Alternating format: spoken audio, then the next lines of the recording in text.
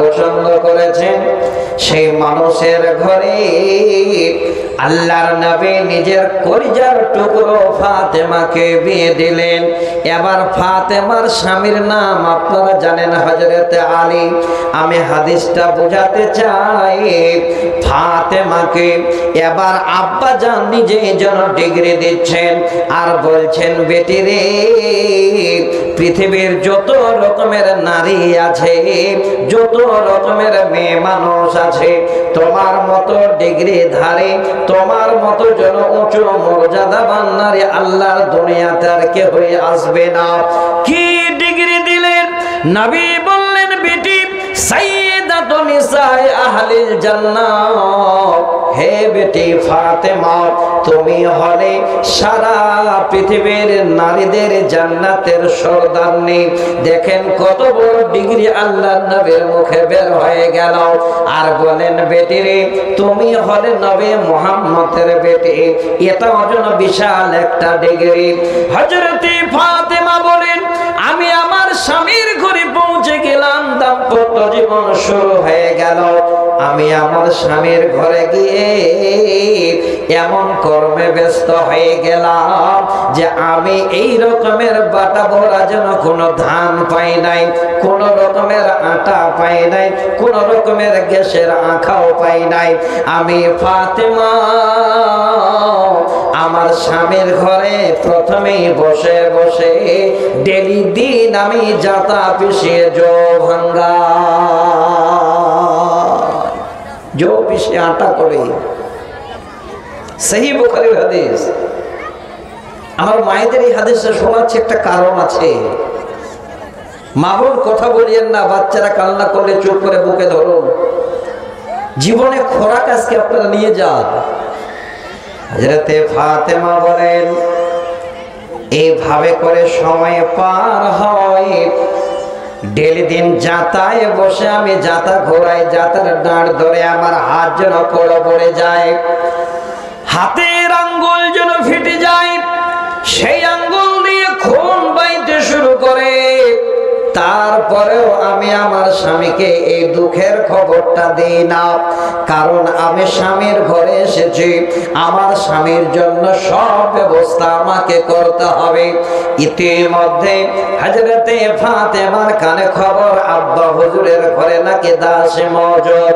সরাসরি আব্বা জানের ঘরে চলে গেলেন, দরজায় গিয়ে আওয়াজ দিয়ে বলেন, আব্বা, আমি তোমার ফাতেমা, তোমার ঘরে এসেছি, বাবা বাড়িতে আছো কিনা বলো। নবী আমার ঘরে ছিলেন না। এবার তিনার ছোট আম্মা হযরত আয়েশা বেরিয়ে বলেন, হে বেটি ফাতেমা, দরজা থেকে কেন আওয়াজ করো? বেটি রে, তুমি ঘরে এসো, তোমার আব্বা জান ঘরে নেই, কি প্রয়োজন বেটি আমাকে বলো।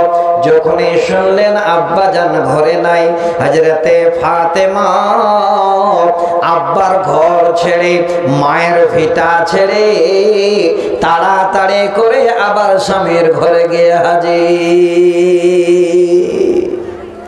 কর্মে ব্যস্ত। কিছুক্ষণ পরে নবীজি বাড়ি ফিরছেন। হযরত আয়েশা সরাসরি বলছেন, নবী গো, যে আপনার কলিজার টুকরো, যে আপনার লাগতে জিগার, যার কথা বারবার বলেন, না দেখে থাকতে পারেন না, ফাতেমা যেন আপনার কাছে এসেছিলেন। ও নবী, আজকে আপনাকে না পাওয়ার কারণে মেয়ে যেন ঘুরে গেছে। আহ, বাবার জন্য বেটি আসলে কলিজার টুকরো। যাদের ঘরে একা দুটা চারটা বেটি আছে, কথাটা ভালো করে শুনবেন, প্রসঙ্গ চলে আসবে দুনিয়াকে নিয়ে। সেই বাবারা বেটির যদি একটি আওয়াজ শুনে, মুখটা যদি দেখে, বাবার শত দুঃখ যেন দূর হয়ে যায়। আল্লাহর নবী আর ঘরে না গিয়ে তাড়াতাড়ি করে আবার বেটির বাড়িতে গিয়ে হাজির। দরজায় আওয়াজ দিয়ে বলে, ফাতেমা, আমি তোমার আব্বা যেন তোমার ঘরের দরজায়। বেটি, হে বেটি ফাতেমা, আমার জামাই আলী কোথায় বলো।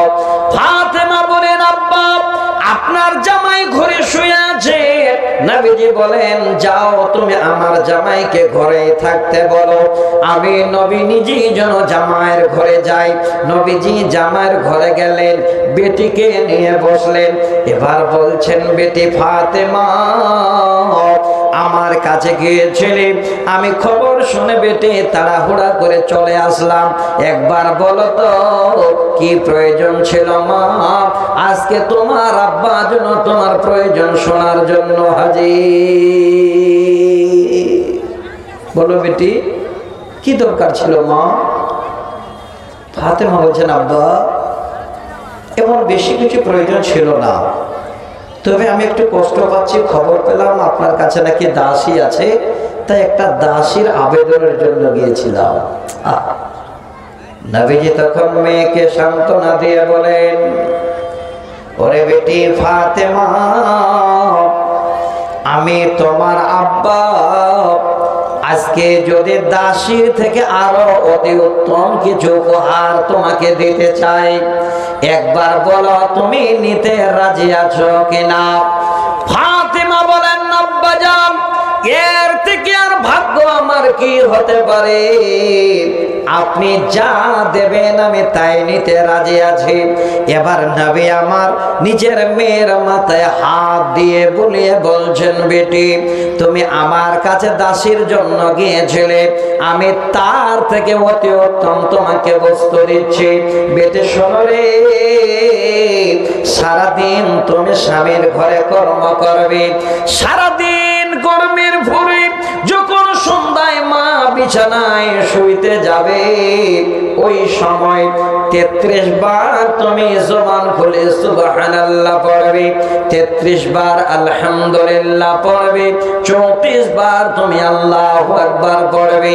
হ্যাঁ বেটি, এই শব্দগুলো পড়ে তুমি বিছানায় শুয়ে যাবে, আল্লাহর কাছে দাসের থেকে অনেক অনেক বেশি মূল্যবান সম্পদ পাবে।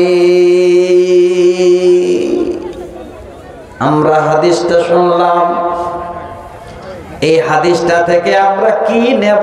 ওই নেবার জিনিসটা এখনো পাই নাই। আমি আবার আপনাদের এই পাবার কথাটার একটা হাদিস শোনাচ্ছি, বুখারী থেকে শুনে নেবেন। সহিহ বুখারীর হাদিস 5224 নম্বর হাদিস। হ্যাঁ দিনী বন্ধু, আজকের দিনে আপনার বিবি যদি বাড়িতে আছেন, হাদিসটা গিয়ে শোনাবেন। যাদের বিবিরা এখানে বসে আছেন, বেটিরা বসে আছেন, আমি বলবো আপনারা একটু মন দিয়ে শুনবেন। পৃথিবীর বুকে সমস্ত বিবিদের জন্য 2 জন নারী যেন এবার পৃথিবীর নারীদের গাইডলাইন, দুনিয়া কি করে করতে হয়, স্বামীর সঙ্গে কিভাবে চলতে হয়, এই 2টো নারীকে আমি তুলে দিচ্ছি বুখারীর হাদিস থেকে। দ্বিতীয় নম্বর আরেকটা হাদিস শোনাচ্ছি। এই হাদিসের ভিতরে আরেকটা নারীর নাম আছে, যে হলো আল্লাহর রাসূলের শালিকা, ওই যে আম্মা জান আয়েশা আমরা নাম শুনলাম, তারই ছোট বোন। আর প্রথম খলিফা হযরতে আবু বকর, তিনারই হলো মেয়ে হযরতে আসমা বিনতে আবু বকর রাদিয়াল্লাহু তাআলা আনহা।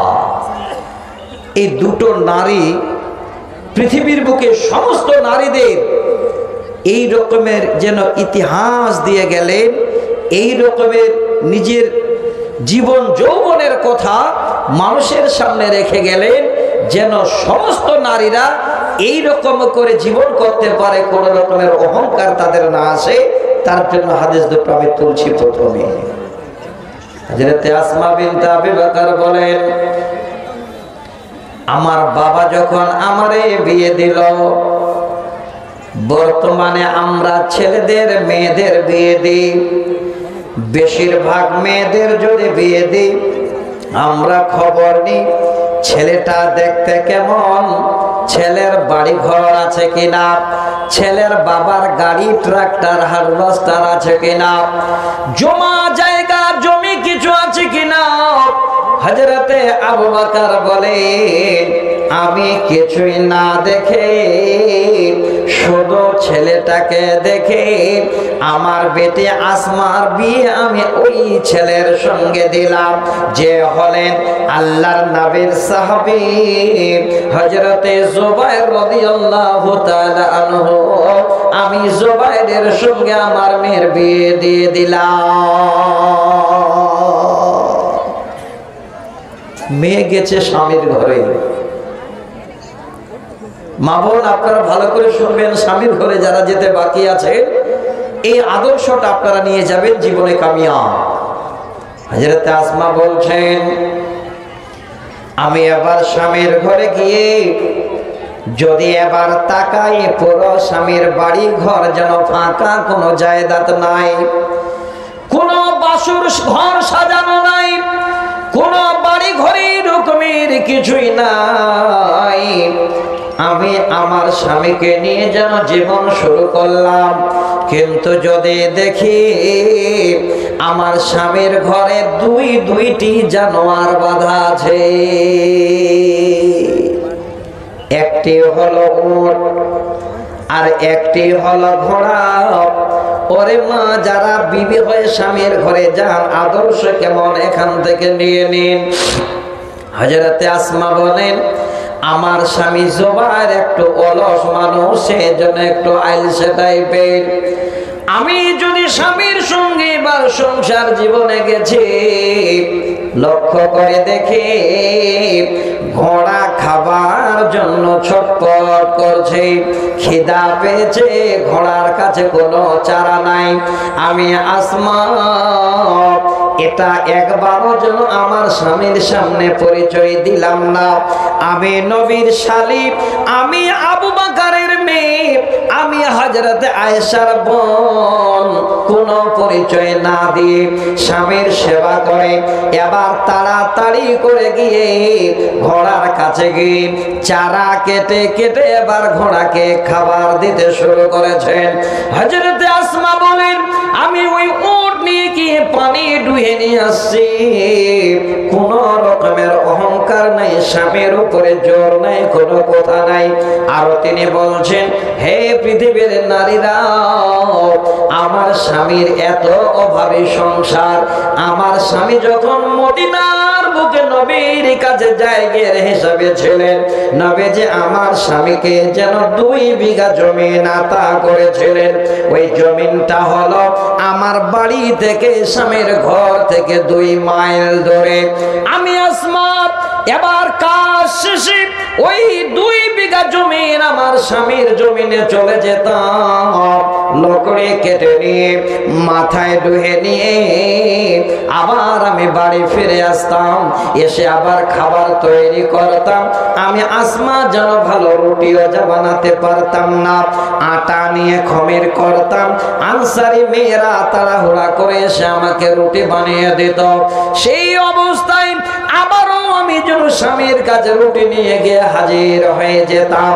কি বুঝতে পারলাম, কি জানতে পারলাম, ওরে আমার মা এত বড় নামে দামি, এত বড় ডিগ্রি ধারে 2 জন্মে, একটা হলো নবীর বেটি ফাতেমা, একজন হলেন আবু বকরের মেয়ে আসমা। এত জীবনে যেন নামি দামি লোকের মেয়ে হয়ে ডিগ্রি ধারী হয়ে স্বামীর ঘরে গিয়ে নিজের মতো করে কর্ম করে একবারও স্বামীর উপরে যেন কোনো উঁচু নিচু কথা বের হয় না। সারা পৃথিবীর নারীদের জ্ঞান দিচ্ছেন, দেখো স্বামীর হক কি করে আদায় করতে হয়, স্বামীর ঘরে কি ব্যবহার করতে হয়। এই দুটো যেন হাদিসের মধ্যে আমরা এই জ্ঞানটা পেলাম। আমার মা, হে আমার বোন, আপনারাও সচেতন হন। যদি আপনার স্বামীর সঙ্গে আপনার এই ব্যবহার না হয়, তাহলে আপনার নসিব খারাপ।